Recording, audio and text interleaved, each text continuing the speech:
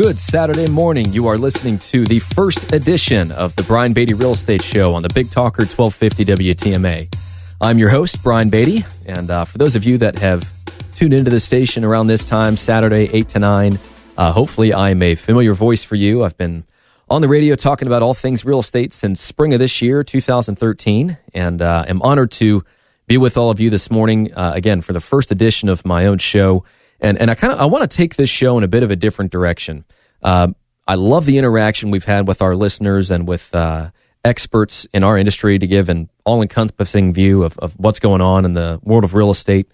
And so I want to continue with that. And a little bit later on this show, we're going to have Andrew Muller of Mappus Insurance. He's a good college friend of mine, but more importantly, he is one of the, I would say, leading agents here in the Low Country to give us an idea of what's going on with flood insurance. Really, I'm getting a little sick of all the misinformation out there because it's starting to affect the way people view the market.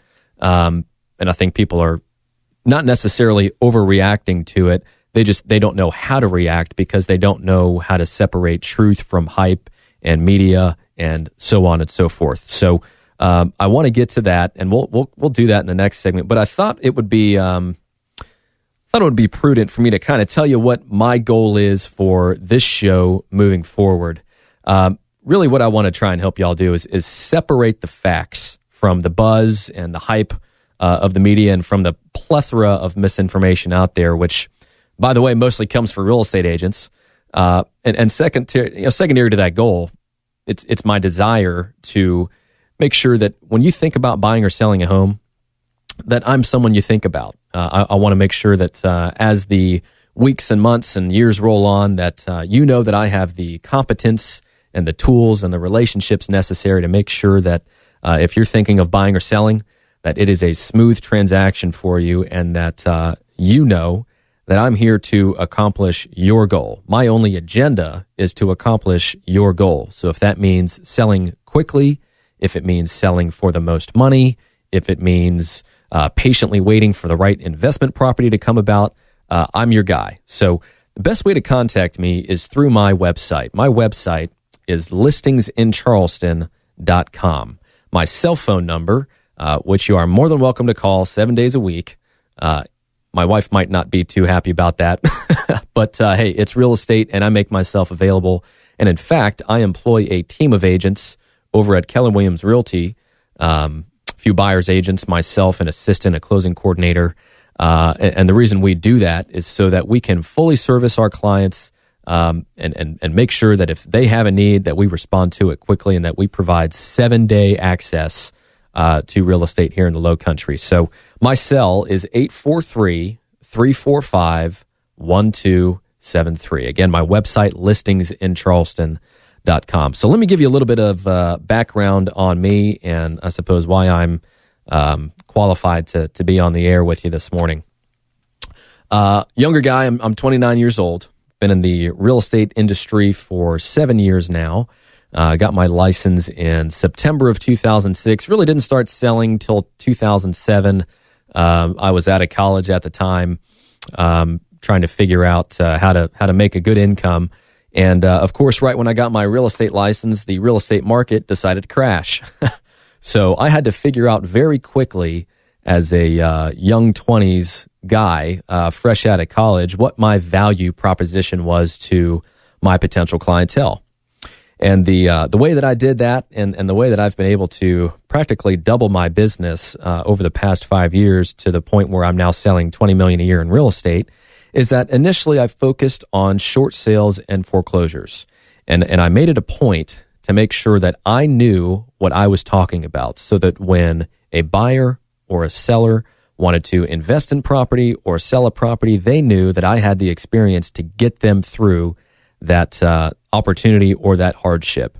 And I'll tell you, it was a very interesting time in my life because here I was 24, 25 years old, selling a good amount of real estate. And it's a bit difficult, I think, for some people to take me seriously, or it was difficult to take me seriously because here they are, they're facing this awful situation financially. They're in financial distress, whether it be they've lost their job, their income has been curtailed, there was some sort of illness in the family and medical bills racked up, and they needed some help. And so they had the choice of choosing an agent to help get them through that process. And I've got to say that I am really thankful for my clientele. I love them to death, and they know that they can trust me, and they know that when they ask me a question, I'm going to give them a serious, straightforward answer that's within their best interest. I'm not here to sell anybody anything. I'm simply here to accomplish your goal. So did short sales and foreclosures a lot, probably over 100 of them. And as the market kind of shifted away from that over the past 2.5 years, I got into general brokerage a little bit more. Now, granted, I was also selling, properties all over the place in the Tri-County and all different price ranges, from an $11,000 trailer in Walterboro to $4 million property on South Battery.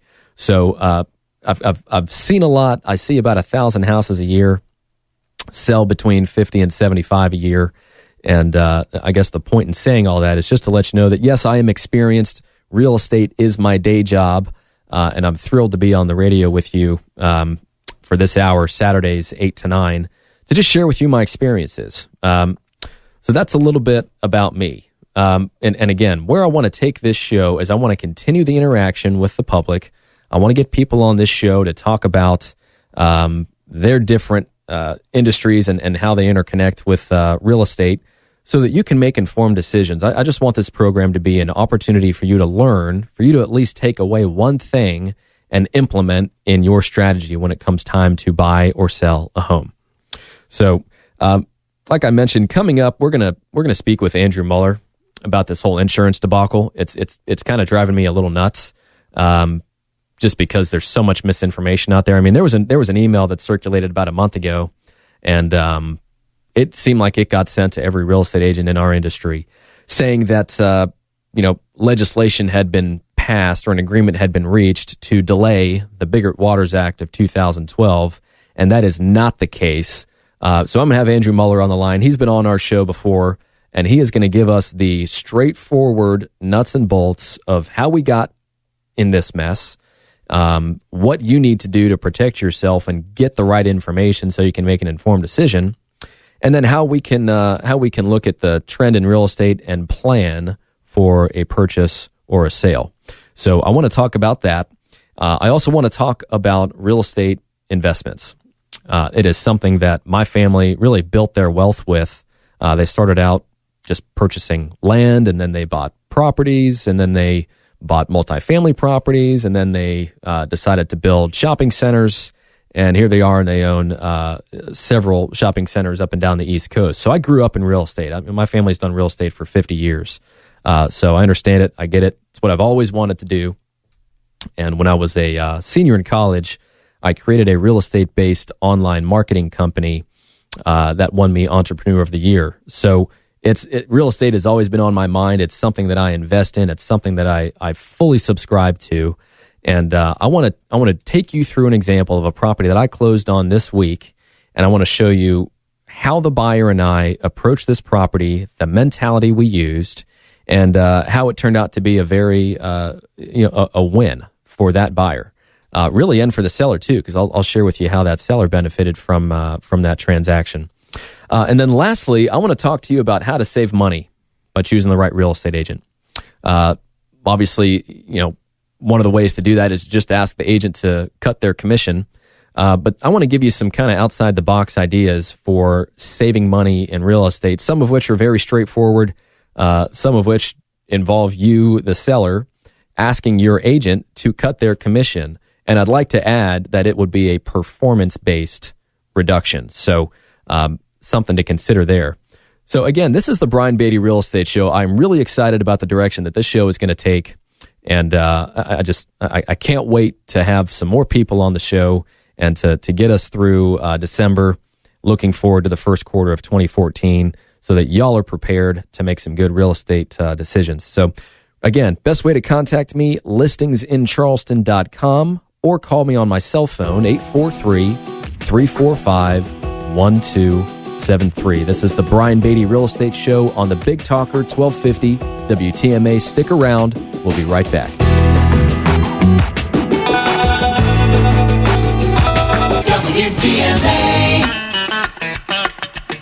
Welcome back. You're listening to the Brian Beatty Real Estate Show on the Big Talker 1250 WTMA.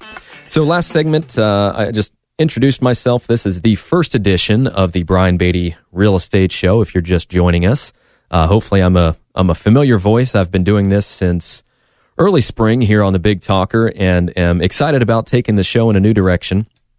Really want to focus more on the market, the changes in the market, the trends, what I see on a day-to-day basis as a top producing agent in the market, so that I can then relay that information to you so that we can make some informed real estate-based decisions.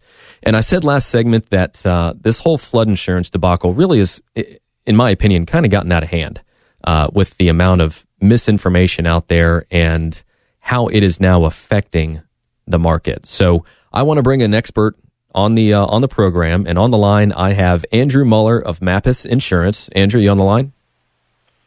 Hey, Brian, how are you? Hey, doing well. So just a quick background, Andrew is a really good friend of mine. He and I went to the College of Charleston together, and he's been in the insurance industry for many, many years. He and I kind of got started in our respective industries right around the same time, so he's been through the thick of it. You know, he's been doing this for several years and has a really good understanding of our market and how the flood insurance issues that we're currently experiencing are shaping our market and the future of it. So what I want to accomplish with this next 10 minutes or so, Andrew, is I want to talk a little bit about how we got to where we are now with this flood insurance issue, what the cause of it was, and then really, I want to kind of squash the buzz and the hype about this information. And I just want to have a straightforward, direct opinion on where we are now based on the information available so that we can plan. So tell me a little bit about how this all came to be. Absolutely. So the flood insurance program is ran by the federal government, FEMA, and it's been around since the early 1970s. And since that time, it's basically been flawed since the beginning because what are called subsidized rates have been issued to a lot of properties, and that has caused over time the program to be somewhere between $20 and $30 billion in debt. And so that has what has caused Congress to say we need to change something so this program doesn't continue to go further and further in debt. And so in 2012, last year, Congress passed the bill, the Bigger Waters Flood Insurance Reform Act of 2012, which a lot of people have probably heard of by now. And what that has done is that has removed what are these subsidies that are being given to a lot of properties out there. But it only removes them from certain situations, okay. Mainly dealing with the buying and selling of real estate. And it only deals with what are called pre-firm homes. Mm-hmm. A pre-firm home, for instance, in Charleston County, is considered pre-firm when it's built prior to April of 1971. Okay. And it's different for every community in the United States. So Berkeley County and Dorchester County are different dates. They're 1982 and 1983. So if they were built prior to those dates, then they're considered pre-firm. Right. Meaning that there were no requirements at that point in time in the 40s, 50s, 60s, 1970 to build your house a certain number of feet off the ground to conform with, flood-based elevation requirements, correct? Correct. So, yeah, pre-firm is pre-flood insurance program is basically what it means. Okay. And so they said, all right, well, we're not going to penalize these people for not having to comply with a rule that was never there when their home was built.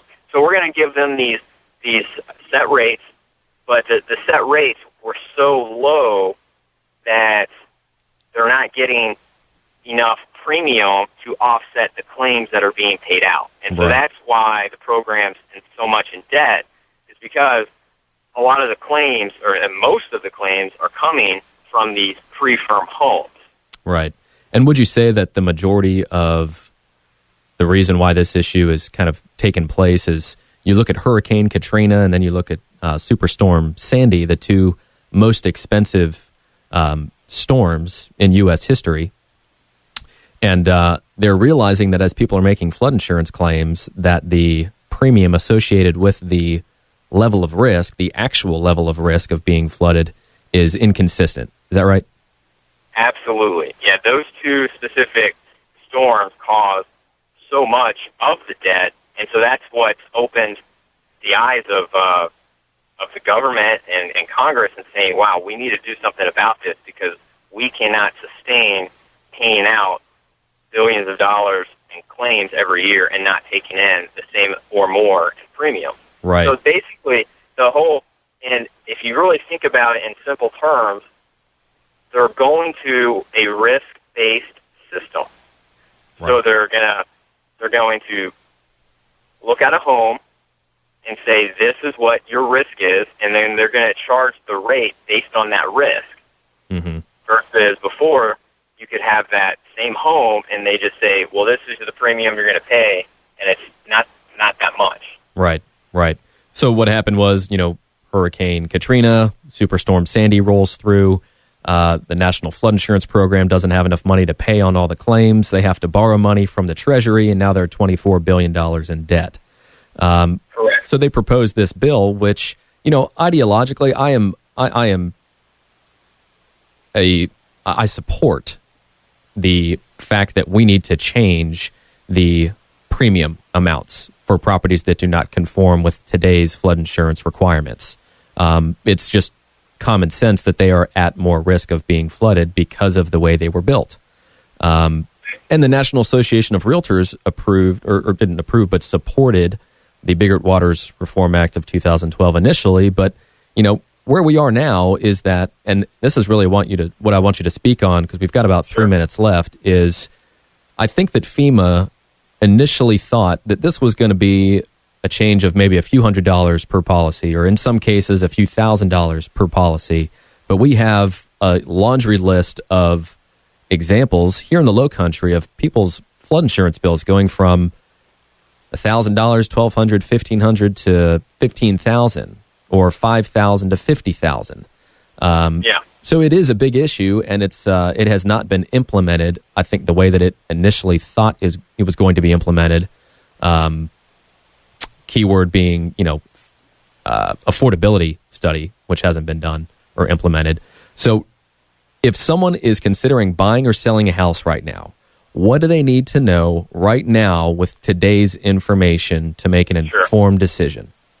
Sure. Well, with the law as it stands today, which all changed October 1st, buyers and sellers, they need to be very conscious of when the home was built. That's the key. Like we mentioned earlier, the pre-firm home. If you have a pre-firm home, then you want to know what the elevation is of the home and how it relates to the base flood elevation for flood insurance purposes. And so the only way we can figure this out is with an elevation certificate. Okay. And so buyers and sellers both, they're going to want to have this elevation certificate before they get into any negotiation. Okay. The seller should really get it early on because it could potentially factor into the pricing of the home. Okay. So the point here is kind of remove the hype and remove, the opinions of others and just contact your insurance agent. I think is probably the easiest thing to say. If you don't have a flood or an elevation certificate, get one so you understand what you're up against. And then from a real estate perspective, make sure that whatever you're doing, buying or selling, make sure that you're protected contractually. I can't stress that enough. If your contract doesn't protect you from these changes and you haven't done your due diligence or your agent hasn't done your due diligence, you could be in for a world of hurt. Absolutely. And there's another thing is definitely don't just rely on the real estate agent providing you the flood information. You should not rely on them at all. You should speak with a competent insurance agent that understands flood insurance.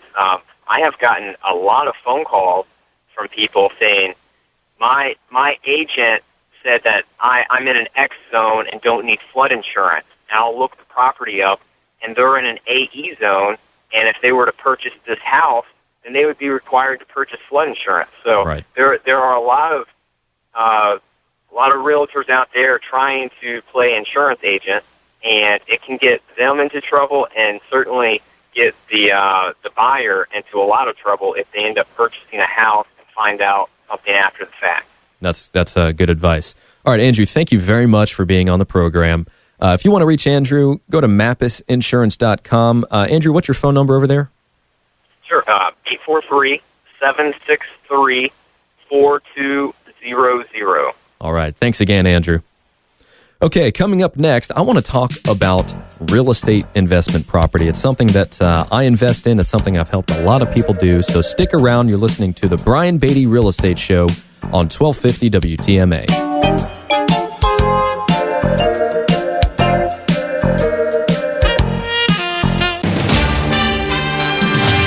WTMA.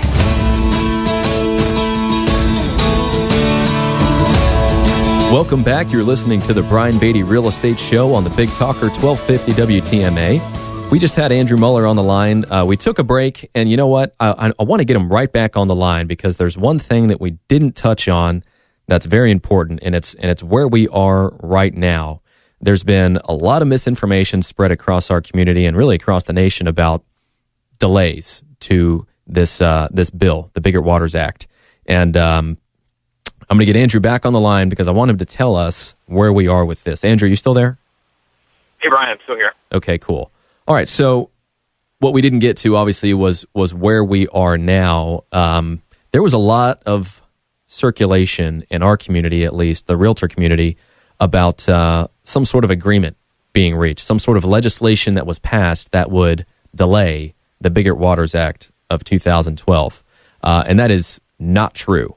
So what I'd like for you to do is just tell us where we are right now with any proposed delay and how that's going to affect us. I can share information on how I think it's going to affect us, but tell me where we are right now with this.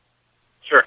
So, yeah, probably about a month ago or so, there was a story going around that there had been an agreement up in Washington, D.C. to delay the Bigger Waters Reform Act, and that's definitely not the case. The Bigger Waters Reform Act, everything that went into place earlier this year, especially October 1st, that's still the law, and that's still going to be the law. What is happening is that Congress up in Washington, D.C., there are groups trying to get this Bigger Waters delayed for what's essentially a 4-year period.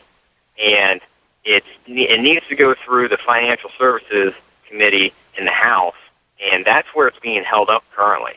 I do know locally that Congressman Sanford has signed on to the bill to delay the reform. So he's all for it because he wants to help the Low Country residents. But it's not looking that great right now up in Washington. They're still debating over whether to vote on it, but as of right now there has not been a vote. There has not been a vote in the Senate, and it's not looking that great that there will be a delay in the reform. I do want to say that the National Realtors Association, your national association, is pushing very hard for this reform, and they're doing everything they can to try to get it delayed, so it will help people of the Low Country and all across the country. But currently, the law is what went into effect October 1st, and we have to proceed from here on out as if that's the law moving forward. Right. Well, in my opinion and the opinion of the National Association of Realtors is that really FEMA failed to do several things when they implemented this on October 1st. They failed to accurately predict the rate increases. They failed to warn us as homeowners and as agents and as just the real estate industry in general. And I think probably the biggest thing is that they failed to do the affordability study to determine how much this is going to affect us, right? Yeah. What they did was they looked at it on a national level, and they can't they really have to look on various local levels to see how it was going to affect various communities, and that's what they didn't do. I'm like you mentioned earlier. I'm for reform. I think this program needs to be cleaned up, and people do need at some point need to be charged accurate rates for what their risk is. But there needs to be a better process in place. Absolutely. They did a terrible job marketing this, not only to the realtors, but to the insurance industry. Sure. We did not have a lot of information as far as what was going to happen until a few months prior to the bill actually going into effect.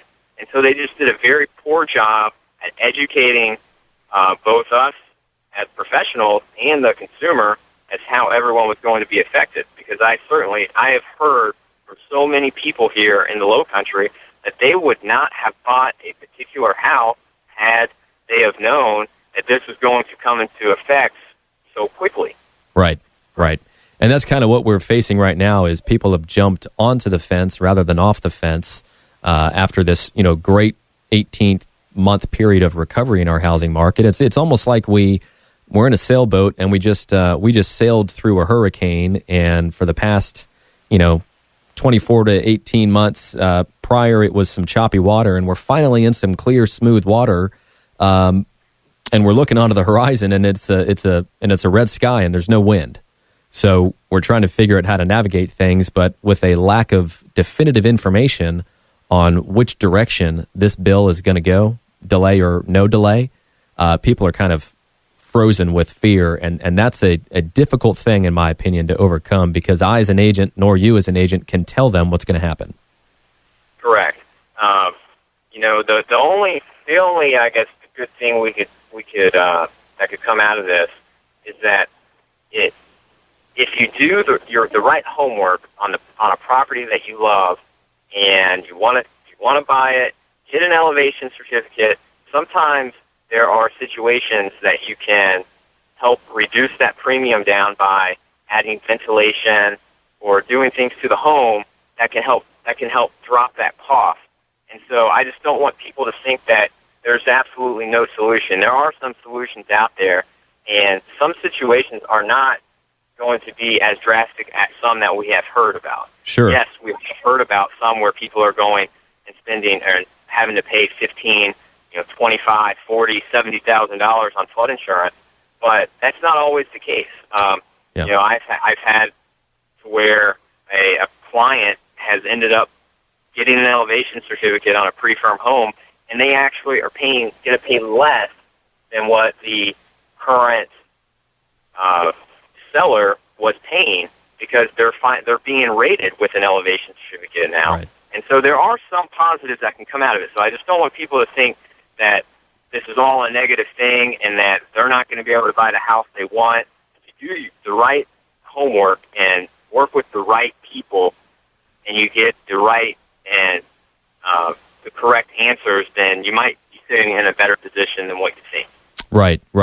I did a little homework. I just looked at some numbers, and I found out that, and I just looked at a year's worth of everything that hit the market, went under contract, sold, so on and so forth in Charleston County. And the calculations came out to about 20% of the property that sold was built prior to 1971 in Charleston County. So that's yes, it's a big number, but it's also not a huge number. When you look at just flood insurance increases, and I'm a good example. I mean, my house was built in the late 80s. I live right on Hobcaw Creek. We added some vents to the garage. My insurance went down when I got my policy with your firm. So it's not all doom and gloom. There are good things here. What we're trying to say is just stop listening to all the buzz and all the media about what's going on with flood insurance. And I realize the irony in being a talk show host and saying that, but the best answer that I can give you, the best information that you can get, is information you get yourself from your insurance agent. Correct. All right. Well, Andrew, thank you very much for your time, and always a pleasure having you on the show. Again, this is Andrew Muller with the Mappus Insurance Agency. Give us your contact information, Andrew. Absolutely. Our office is 843-763-4200, and we can be found on the web at www.mappusinsurance.com. mappinsurance.com, and that's MAPPUS. Awesome. All right. Thanks, Andrew. I'll talk to you soon. Thanks. Okay, so there you have it. That hopefully squashes some of the misinformation out there on flood insurance. Really, I just wanted to get that out on the table. If you have specific questions about your property, we just gave you Andrew's contact information, but if you want to know how it's going to affect your home personally, if you're thinking of buying or selling and you just want to sit down and talk about it, feel free to give me a call, 843-345-1273. Or if you go to my website, listingsincharleston.com, there's a little window that'll pop up that allows you to send me a message directly, which will come to my phone. You can schedule a time to meet with me. It obviously doesn't cost you anything to sit down and speak with me about your questions and, of course, your goals. So coming up next, I was planning on having segment 3 be about real estate investment properties, and I want to get to that. I'm going to get to that next because there's a lot of property out there that fits for a savvy investor. There's not as much as there was, but there's still plenty of property out there, and I'm going to give you one real-life example of a property I closed on this week. And then finally, I want to give you some tips on how to save money by choosing the right real estate agent. I want to talk about questions to ask, how to qualify them, how to do kind of a background check on the agent. And then I'm going to give you some creative things that you can ask the agent to do or discuss with them that might result in you saving some money. Everybody always wants to save some money on a commission, so I've got some creative questions that you can ask or scenarios that you can play out that, again, might result in saving you a little bit of money. So you're listening to the Brian Beatty Real Estate Show on the Big Talker 1250 WTMA. Stick with us. We will be right back. WTMA. Welcome back. You're listening to the Brian Beatty Real Estate Show on the Big Talker 1250 WTMA. I'm your host, Brian Beatty. For those of you just joining us, we just got off the phone with Andrew Muller of Mappis Insurance Agency. Good friend of mine, good college buddy, more importantly, leading insurance agent here in the Low Country, to talk about the flood insurance issues that we've been dealing with. I'm not going to give you a big recap on that. I'm just going to give you 3 simple steps. Step 1, call your insurance agent. Talk with them about the issues, see what kind of information they can provide to you and how it affects you personally. Step 2, if you do not have an elevation certificate, get one. If you go to mappisinsurance.com, MAPPUS insurance.com, they've got a deal on there for a reduced price on an elevation certificate, and I believe that's through Atlantic Surveying.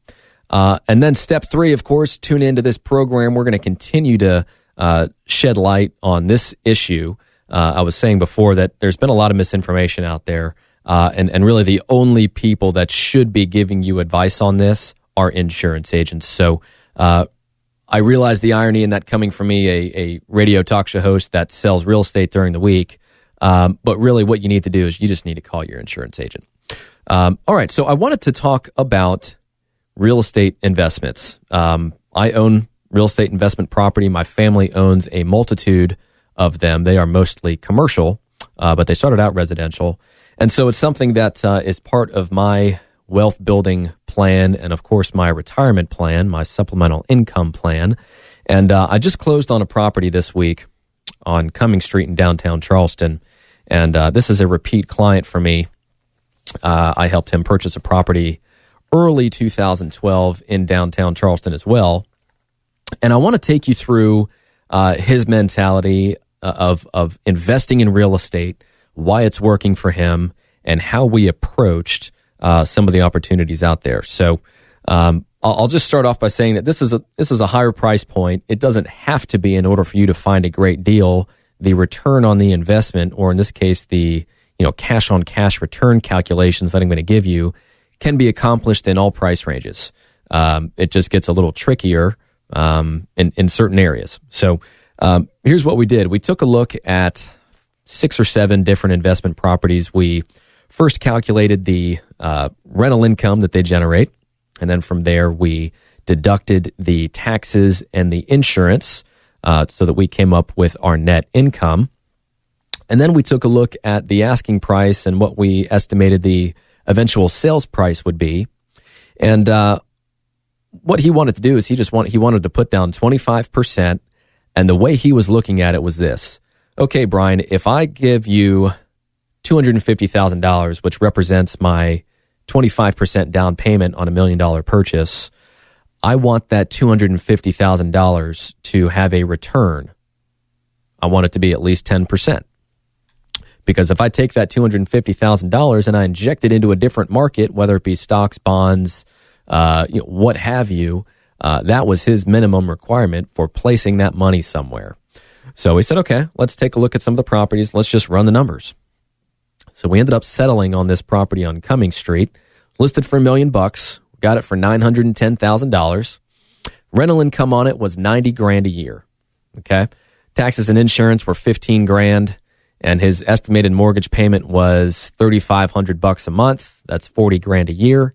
So all in all, the property's net profit was a potential for $35,000. Now, that doesn't take into account vacancy loss and maintenance and things like that. I just want to talk about the potential of the investment, because it could be that he keeps that sucker rented all year long, doesn't skip a beat because it's in a fantastic area, and then he realizes the full, I think, opportunity in that rental property. So he puts down 25% on a $910,000 purchase. So let's just say, to make the math simple, it's $225,000. Okay. So here's the easy way of doing this. You take the $35,000 in net income that property generates, which is the rental income minus the mortgage, taxes, and insurance, and you divide that by his down payment. So $35,000 divided by $225,000. Hopefully you're following me so far. All right, the pre-tax cash-on-cash return on that investment of $225,000 is 15.5%. So he took a cash, amount of $225,000, put it into a house that will stay rented. It's in an awesome area in downtown Charleston, and he's going to make 15.5% every year on that money.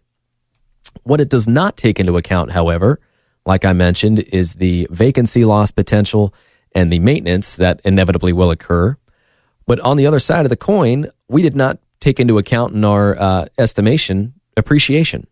That property is going to gain value over time, over the long haul.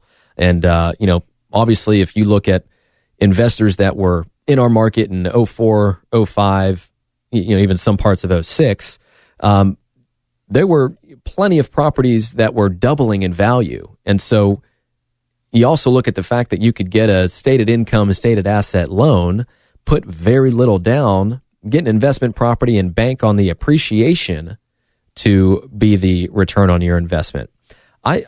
Return on investment from an appreciation standpoint is very difficult to calculate, if at all, because it relies on speculation in the marketplace.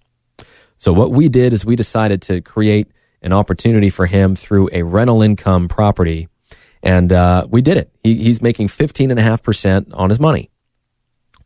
Having said that, if you don't have $1 million to spend on an investment property, which is understandable, you can do it in different price ranges. And I'm going to give you an example of one that I did.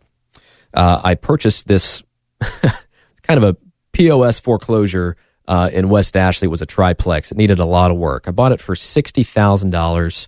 I ended up putting $35,000, now probably $40,000 into it. So let's say that my total investment is $100,000, okay? $100,000 property, no mortgage, own it for cash. It generates $2,000 a month in income. Taxes and insurance are minimal. Vacancy loss is minimal. And I earn well over 15% cash-on-cash return on that purchase. And they're out there.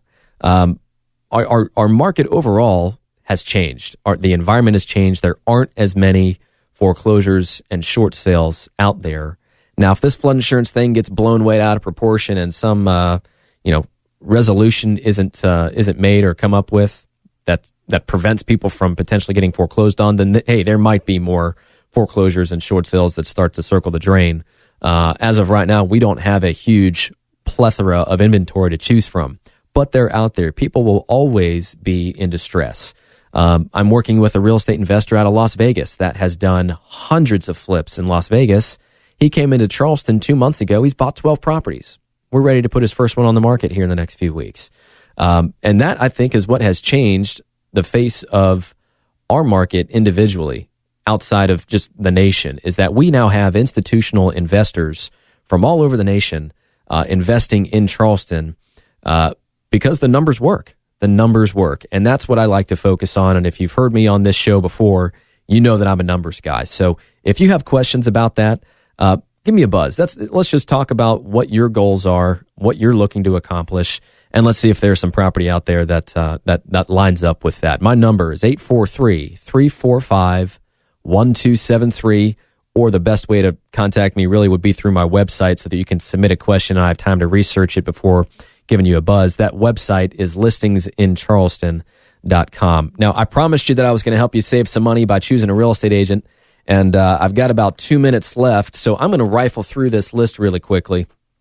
But I want you to keep something in mind. One of the best ways, in my opinion at least, to differentiate between the agents that are telling you what you want to hear and the agents that actually have your best interest at heart is when it comes time to price your house, to put it on the market. There are plenty of agents in our market that will tell you what you want to hear so that they get the listing, and then for the rest of the time you're working together, what do you talk about? Drop the price, drop the price, drop the price. It's annoying. The seller gets annoyed. The agent gets annoyed. And the reason for it is because they didn't start the relationship on the right foot. They didn't tell you the truth. They told you what they wanted you to hear so they could get a sign in the yard, so that buyers could call on their properties and they could sell them houses. So I'm going to give you 3 quick things, and I'm going to do it in 60 seconds or less, okay? Number 1, if you have an agent come to your house and they propose a price that's way out of line with what the other agents have told you, obviously always interview agents, tell them this. All right, I like your pricing strategy. Obviously, it's in my best interest to sell my house for more money, so I want you to agree to this. If you think you can sell my house for that amount, then I'll pay you that commission. But every time you want to reduce the price, we're going to reduce your commission.